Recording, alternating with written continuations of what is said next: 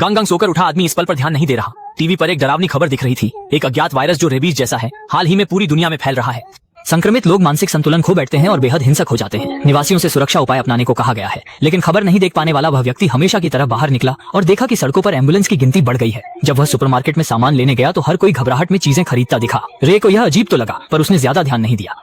कुछ दिनों का खाना खरीदने के बाद वह घर लौट गया। रात में जब उसकी बहन ने वीडियो कॉल किया तो वह समझा कि क्या हो रहा था। सरकारी विभाग में होने के कारण उसकी बहन ने अंदरूनी जानकारी दी कि यह वायरस रिपोर्ट से भी अधिक गंभीर है। सरकार ने पहले ही एक सुरक्षित द्वीप पर तैयारी शुरू कर दी थी और उसकी बहन ने उसे तुरंत उसके पास आने और एक साथ शरण लेने के लिए कहा। स्थिति की गंभीरता सुनकर रे ने तुरंत फ्लाइट टिकट बुक की, लेकिन जब वह लाइन में खड़ा था तो चेक इन सिस्टम अचानक खराब हो गया और सभी फ्लाइट्स रद्द हो गई। तभी सभी लोगों को अपने फोन पर एक आपातकालीन संदेश मिला कि वायरस तेजी से फैल रहा है और देश पूरी तरह से बंद कर दिया गया है। कोई भी प्रवेश या निकास नहीं कर सकता। कुछ लोगों को तुरंत शक हुआ और उन्होंने शोर मचा दिया। रे ने अपनी बहन को फोन किया और स्थिति जाननी चाहिए। उसकी बहन ने कहा कि वह पहले घर लौट आए और साथ ही यह भी बताया कि वह उसे लेने किसी को भेज रही है। तभी पता चला कि सड़क पहले ही पूरी तरह से जाम हो चुकी थी। संदेश मिलने के बाद नागरिक घबरा गए और अपनी जान बचाने के लिए भागने लगे।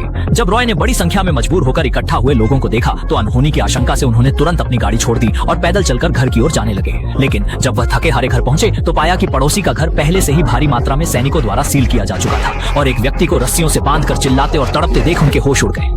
रॉय जल्द से जल्द वहां से निकलने की योजना बनाने लगे, मगर अगले दिन उनकी बहन ने उन्हें बुरी खबर दी कि उनके इलाके को बंद कर दिया गया है और सरकार वहां क्वारंटीन जोन बनाने की तैयारी में है, जहां सैनिकों द्वारा सबको जबरन हटाया जाएगा। बहन ने सलाह दी कि वह सैनिकों की नजरों से बचने की कोशिश करें और इलाके के खाली होने के बाद वह उन्हें लेने आएंगी। लंबे इंतजार की आशंका से रॉय तुरंत सुपरमार्केट गए ताकि कुछ जरूरी सामान जुटा सकें, लेकिन शेल्फ पहले ही खाली हो चुके थे। मजबूरी में उन्होंने फर्श पर पड़े हुए कुछ खाने के सामान को उठाया। जैसे ही वह बैग भरकर जाने लगे, अचानक उनकी नजर एक पुलिस वाले पर पड़ी जो अपनी खून से भरी बांह पकड़े तेजी से अंदर भागा और फिर डर के कारण सुपरमार्केट के दरवाजे बंद कर दिए। इससे पहले कि रॉय कुछ समझ पाते, उन्होंने देखा कि बड़ी संख्या में लोग चीखते चिल्लाते दूर भाग रहे थे। फिर संक्रमित व्यक्ति ने एक पुलिस अधिकारी को जमीन पर धक्का दे दिया। यह देखकर उसने लाठी उठाई और सहायता के लिए बढ़ा, लेकिन अगले ही पल वह संक्रमित की घातक गति से दंग रह गया।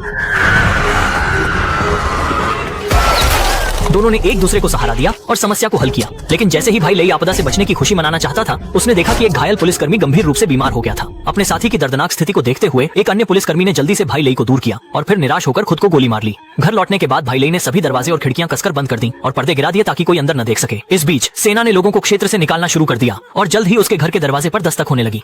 भाई लेई जल्दी से कोने में छिप गया और चुपचाप बैठा रहा।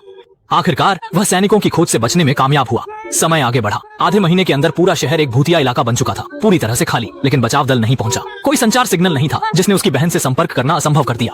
अब स्थिति और खराब होने लगी क्योंकि उसका भोजन लगभग खत्म हो चुका था।